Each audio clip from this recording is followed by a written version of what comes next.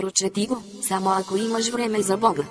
Първо нека да ви кажа, уверете се, че можете да прочетете това до края.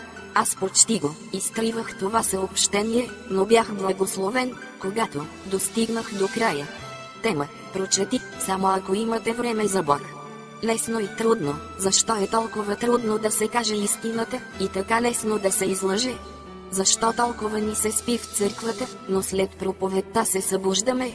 Защо е толкова трудно да се говори за Бога и така лесно говорим мръсни неща? Защо е толкова скучно да четем християнска литература и ни е толкова забавно да преглеждаме списания с лошо съдържание? Защо е толкова лесно да изтрием съобщения за Бог и да препращаме мръсни съобщения? Защо църквите и храмовете са станали по-малки, а барове и клубове нарастват по размер? Предаваш ли се?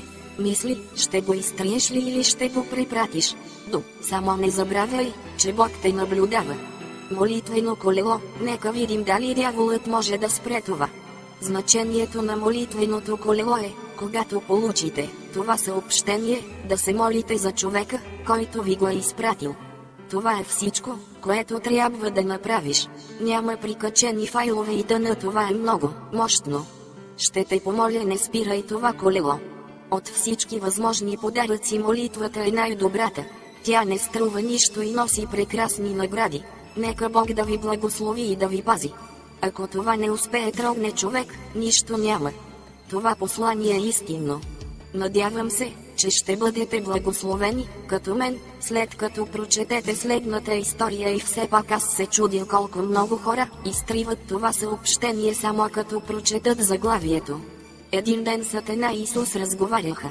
Сатана беше се върнал от Едемската градина и се смееше с пренебрежение, казвайки: да, Господи, току-що се преумножиха моите последователи там на земята, устроих им капан, използвах стръв, на която не могат да устоят, всички се хванаха. Какво ще правиш с тях? Попита Исус. О, аз ще се забавлявам с тях, отговори Сатана. Ще ги науча да се женят и развеждат, и как да се мразят, да злоупотребяват и да се обиждат, и разбира се да пият и пушат. Ще ги науча да измислят пистолети и бомби, за да се унищожат взаимно. Наистина ще се забавлявам. Какво ще направиш с тях, когато ти омръзнат? Попита го Исус. Ох, ще ги убия, каза Сатана с поглед пълен на омраза и гордост. Колко искаш за тях?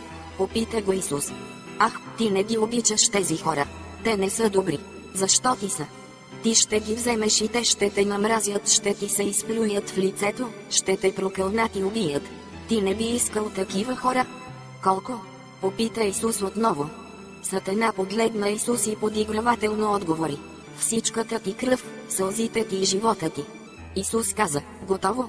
И така той плати исканата цена. Бележка. Не е ли смешно колко лесно е да се презира Бога и после да се питаме, защо светът отива към ада? Не е ли странно как някой може да каже: аз вярвам в Бог и да продължава да следват Сатана? Не е ли странно да изпращаме хиляди съобщения с вицове чрез електронна поща, които се разпространяват мълниеносно, но когато започнем да изпращаме съобщения, които се отнасят за Бога, хората си мислят два пъти, преди да го споделят? Не е ли странно, че когато дойде време да препратиш това съобщение, няма да имаш смелостта да го изпратиш на всички абонати от твоя списък, защото не си сигурен в това, което ще помислят хората за теб? Не е ли смешно, че хората се тревожат повече за това, което другите мислят за тях, отколкото какво Бог мисли за тях? Аз се моля за всеки, който изпрати това съобщение, до всички получатели от твоята адресната книга, те ще бъдат благословени от Бога по специален начин.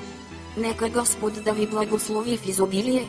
Аз изпращам това съобщение, защото аз не се срамувам от Христос и искам всички да знаят, че аз обичам с цялото си сърце онзи, който умря за мен на кръста. Ти ще се посрамиш ли от Христос?